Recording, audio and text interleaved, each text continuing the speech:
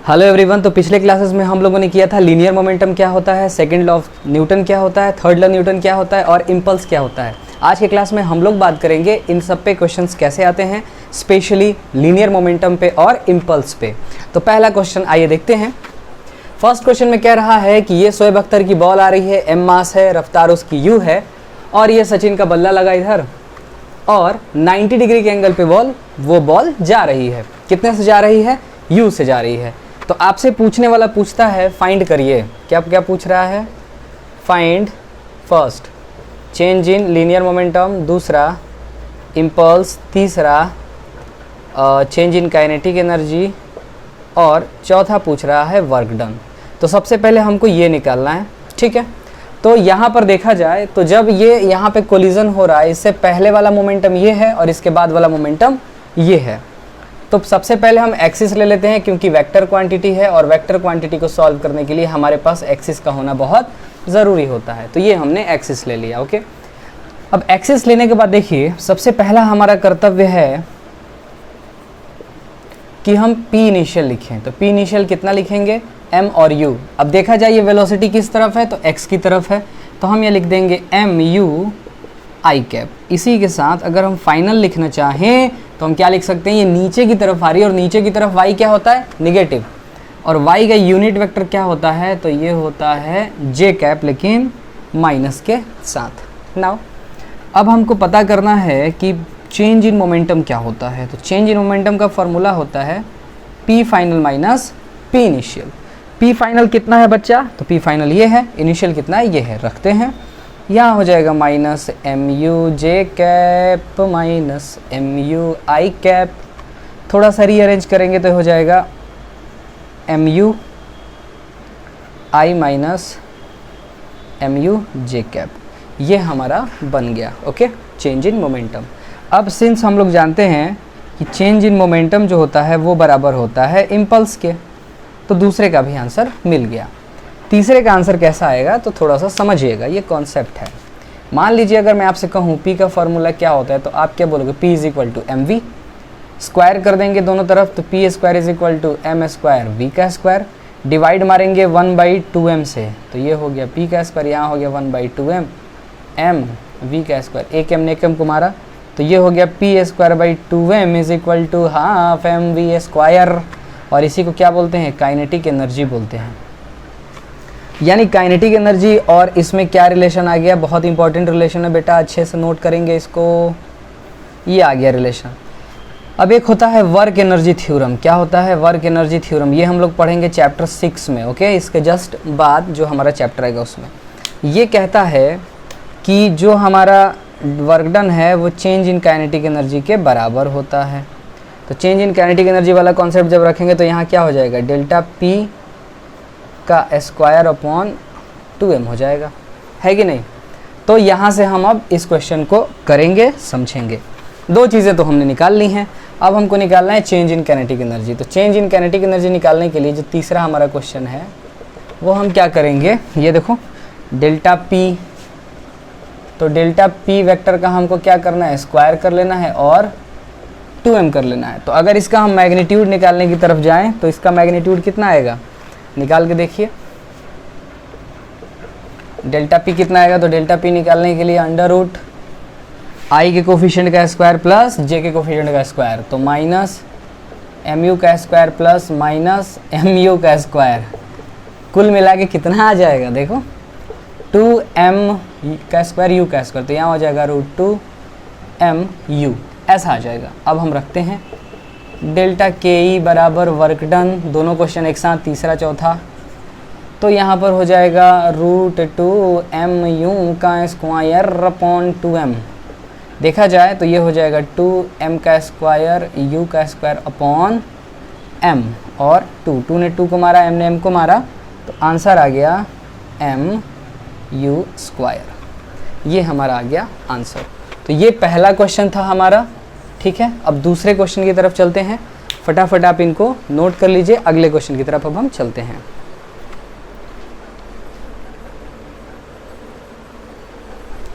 चलिए, I hope आपने इनको नोट कर लिया है।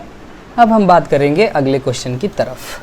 अगला क्वेश्चन भी इसी पैटर्न का लेंगे, ठीक है। और बाकी पिछले वीडियो में हमने कुछ क्वेश्चंस कवर किए थे, तो इसमें कुछ नए क्वेश्चंस को रखेंगे। चीज़ें रिपीट नहीं करनी है, टू द पॉइंट पढ़ना है, नो बकवास पढ़ाई।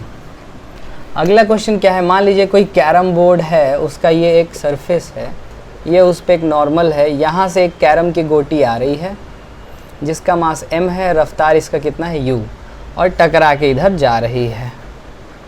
कितने से जा रही है? u से जा रही है। मास कितना है? m। जितना एंगल आते हुए बनाई है उतना एंगल जाते हुए बना रही है। अब पूछने वाला आपसे वही 4 क्वेश्चन पूछ सकता है। क्या क्या पूछ सकता है? चेंज इन मोमेंटम क्या होगा, I क्या होगा, ठीक है, और उसके बाद और क्या पूछ सकता है, चेंज इन काइनेटिक एनर्जी क्या होगी, वगैरह वगैरह, ये सारी चीज़ें पूछी जा सकती हैं। तो इस क्वेश्चन को करने के लिए वेक्टर क्वांटिटी है, तो हमको सबसे पहले थोड़ा सा एक्सिस बनाना पड़ेगा। ओके, तो एक्सिस हमने ये ऐसे ले लिया है, ठीक है, ये देखो ये y हो गया और ये x हो गया। अब देखो जब ये इस तरफ आ रहा है तो इसको हम ब्लू वाले से बनाते हैं ताकि आपको थोड़ा सा फील आए। तो ये देखो इस तरफ, अब ये एंगल कितना है, ये देखो इसके और इसके बीच का एंगल थीटा है, तो ये वाला एंगल हो गया थीटा। इधर की तरफ जो होगा वो होगा u जा रहा है इस तरफ, तो इस तरफ कंपोनेंट कितना आएगा, इसका आएगा u cos थीटा।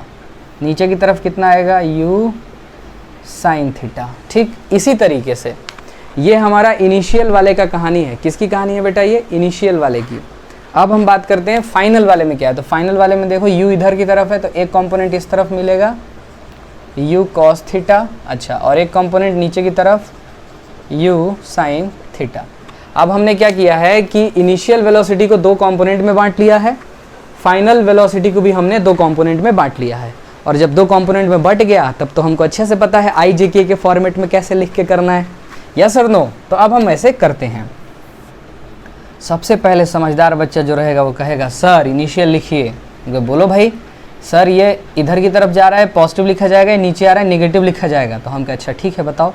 तो बताएगा m u cos theta i cap minus m u sin theta j cap. हमने कहा बहुत बढ़िया।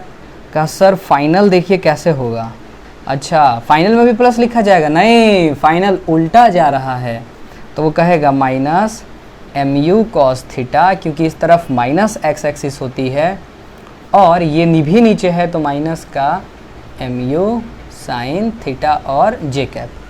अब एज वी नो, जैसा कि हम जानते हैं, डेल्टा p वेक्टर को हम क्या लिख सकते हैं, p final minus p initial. तो p फाइनल कितना है बच्चा, minus mu cos theta i cap minus mu sin theta j cap. अच्छा माइनस फार्मूले का, अब इनको रखेंगे तो मल्टीप्लाई कर देते हैं, पहले रख देते, नहीं तो कितने लोगों को हिचकी आने लगेगी, है कि नहीं। क्या हो गया, minus u sin theta j cap. Okay बच्चे हैं, ये माइनस और ये प्लस, तो ये हो गया minus mu cos theta i cap minus mu sin theta into j cap minus mu cos theta i cap minus minus plus mu sin theta j cap.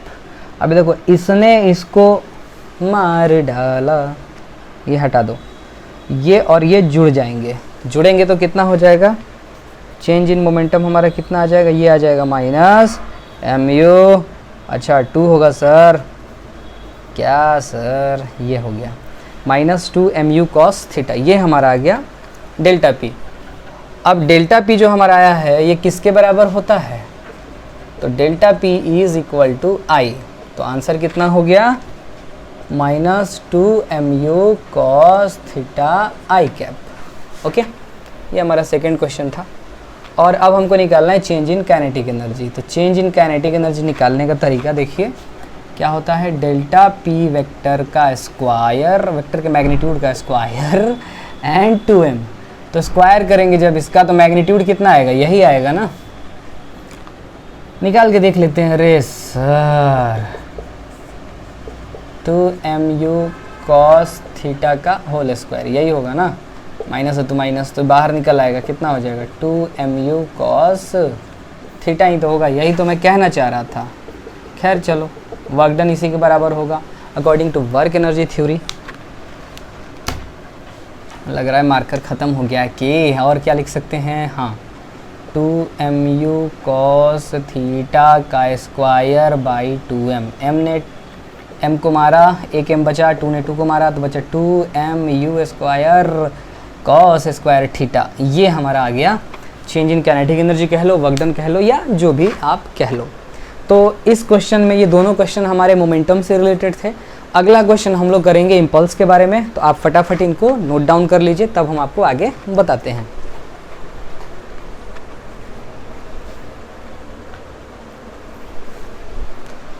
चलिए, आई थिंक आपने इनको note down कर लिया है। तो अब हम बात करते हैं इम्पल्स के बारे में। मीनवाइल, अगर आपको हमारा काम पसंद आता है तो प्लीज़ आप हमारे चैनल को लाइक शेयर एंड सब्सक्राइब करें, इससे हमारी एनर्जी बनी रहती है। यूँ समझ लीजिए एनर्जी कंजर्व हो जाती है जब आप ऐसा करते हैं, या बढ़ भी जाती है कि नहीं। खैर, आप अच्छे से समझ रहे हैं, वर्क पावर एनर्जी में पढ़ना है एनर्जी। खैर, यहाँ पर अब हम बात करेंगे इम्पल्स के लिए। तो इम्पल्स का मुद्दा क्या है, कैसे काम करता है, आइए समझते हैं। तो सबसे पहले ग्राफ बेस्ड क्वेश्चन देखते हैं। Graph based questions. Graph based question में क्या आएगा, देखो जनरली आपको दे देगा, होता क्या, आई इज इक्वल टू होता है इंटीग्रेशन एफ डी टी, और इंटीग्रेशन अपने आप में क्या बताता है कि area of F T graph क्या देगा, आई देगा। ओके, तो एक क्वेश्चन कर लेते हैं जिससे कि आपको समझ में भी आ जाए। और ये हो गया 2 4 6 times in seconds, force in newtons, and this is the value of 10. You have to find out the following. First one is change in momentum, second one is change in kinetic energy, and the third one is work done. Okay, तो ज़्यादा ही अंग्रेज बन रहा था मैं। ये हो गया हमारा ओ। तो कैसे करेंगे ऐसे क्वेश्चंस को, तो देखिए सबसे पहले चेंज इन मोमेंटम की जहाँ तक बात आती है, तो चेंज इन मोमेंटम किसके बराबर होता है बेटा, इम्पल्स के बराबर। तो यहाँ पर आपको एरियाज दिख रहे हैं। कहने को तो बच्चे इसको और फॉर्मूले से भी कर सकते हैं, पर मैं जो करता हूँ, मैं इसको फर्स्ट ले लेता हूँ, इसको सेकेंड ले लेता हूँ, इसको थर्ड ले लेता हूँ। इन तीनों एरिया का जब हम सम करेंगे तो हमको क्या मिल जाएगा, ये मिल जाएगा। तो आइए निकालते हैं, देखते हैं। ये ट्रायंगल है, तो ट्रायंगल का area half into base, base कितना है 2, हाइट कितना है 10।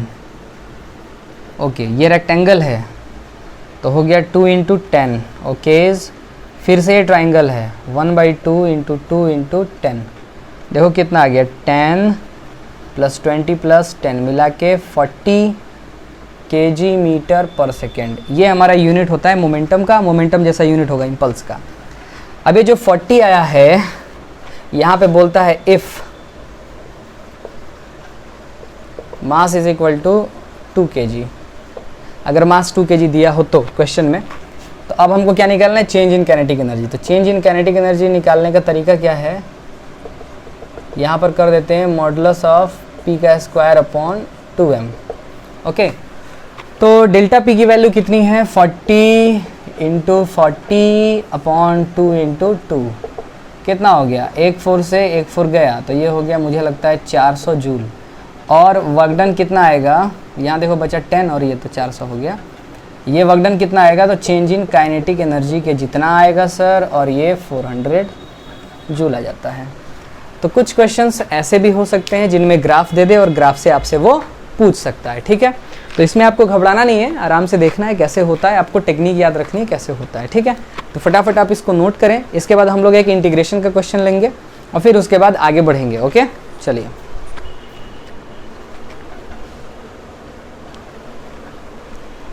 ओके, आई होप आपने इनको नोट कर लिया है। तो अब हम आगे बढ़ते हैं, अब एक इंटीग्रेशन वाले क्वेश्चंस की तरफ चलते हैं और कैसे क्वेश्चंस इसमें पूछा जा सकता है। हे कभी कभी ऐसा हो जाता है। पहले तो डस्टर भी छूट जाया करता था, हैं? मिटाते मिटाते ना फ्रिक्शन नहीं मिलता है तो छूट जाता है, समझ रहे हैं ना, फ्रिक्शन आगे पढ़ना भी है। चलिए एक क्वेश्चन और देखते हैं। एग्जाम्पल लिखिए सर, लेट लिख रहे हैं आप। हाँ, एग्जाम्पल क्या है? तो एग्जाम्पल में देखें आप, लेट कर लेते हैं। फोर्स हमको दिया हुआ है, force is function of time, और ये दिया है 2t + 10, यहाँ दिया है न्यूटन। कह रहा है find momentum, find change in momentum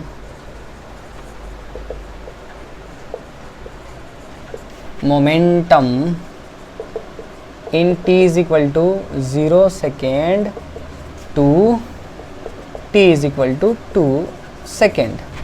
यानी 0 से 2 सेकेंड के बीच में मोमेंटम में कितना चेंज आ रहा है, हमको ये सारी चीज़ें बतानी हैं। तो चेंज इन मोमेंटम का फॉर्मूला अपन लोग क्या जानते हैं? हम लोग जानते हैं I is equal to, try करिए आप, उसके बाद मेरा सॉल्यूशन देखिएगा, इंटीग्रेशन f dt, और यहाँ t इनिशियल से t1 से t2 तक। f किसका फंक्शन है? टाइम का। तो रख के इंटीग्रेट मारते हैं, देखते हैं क्या आता है। तो यहाँ पर जब हम रखेंगे तो ये हो गया 2t + 10, और ये dt 0 से 2। तो यहाँ पर 2 बाहर आ गया, और ये हो गया t, और ये हो गया dt 0 से 2, प्लस ये 10 भी बाहर आ जाएगा, और यहाँ हो गया dt 0 से 2। कांस्टेंट जो होता है इंटीग्रेशन डिफरेंशिएशन में बाहर आ जाता है। ओके, अब देखो इसको जब हम इंटीग्रेट करेंगे तो एक फार्मूला होता है इंटीग्रेशन x के पावर n dx का, ये होता है x के पावर n + 1 अपॉन n + 1। साथ ही साथ अगर dx लिखा हो तो इसका इंटीग्रेशन x होता है। हालांकि ये इंडिफिनिट है, ऐसा मैंने पढ़ा है बेसिक मैथमेटिक्स में, आप जाके देख लेंगे। समय के रफ्तार में उसमें और वीडियोस भी ऐड होती रहेंगी। तो यहाँ हो गया 1 + 1 अपॉन 1 + 1, पावर 1 था यहाँ पर, 0 से 2 प्लस 10t 0 से 2, वो हो गया 2 ने 2 को मारा, t² 0 से 2 प्लस 10t 0 से 2, 2 का स्क्वायर माइनस 0 का upper limit minus lower limit किया है, प्लस 10, 2 - 0 कितना आ गया भाई? कितना आ गया भाई? तो आ रहा है 4। I इज इक्वल टू आ रहा है चेंज इन मोमेंटम, और ये आ रहा है 4 - 0 plus 10 × 2, 4 + 20 is equal to 24 kg/m पर सेकेंड होता है सर, स्क्वायर नहीं। तो ये हमारे कुछ इंटीग्रेशन बेस्ड क्वेश्चंस हैं जिनको हमने डिस्कस किया, आप इनको नोट कर लीजिए।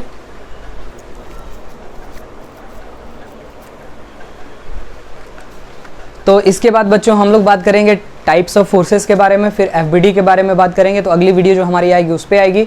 फिर उसके बाद कनेक्टेड बॉडीज़ का एक्सेलरेशन वगैरह कैसे निकाला जाता है, उसके बाद फ्रिक्शन पे क्वेश्चंस कैसे होते हैं, और उसके बाद ये चैप्टर हमारा समाप्त हो जाएगा। और भी जो टॉपिक हमारे हम यहाँ पे जो पढ़ाते हैं वो एनसीईआरटी बेस्ड पढ़ाते हैं, एनसीईआरटी को ही ढंग से पढ़ाते हैं। ठीक है, तो आई होप आपको ये सारी चीज़ें समझ में आई होंगी, और अगर आपको ये सारी चीज़ें समझ में आती हैं तो प्लीज़ आप हमारे चैनल को लाइक, शेयर एंड सब्सक्राइब करें, और ऐसे ही देखते रहें, सीखते रहें, क्योंकि जब तक सीखने का जज्बा है तब तक जीतने का जज्बा है। That's all for today.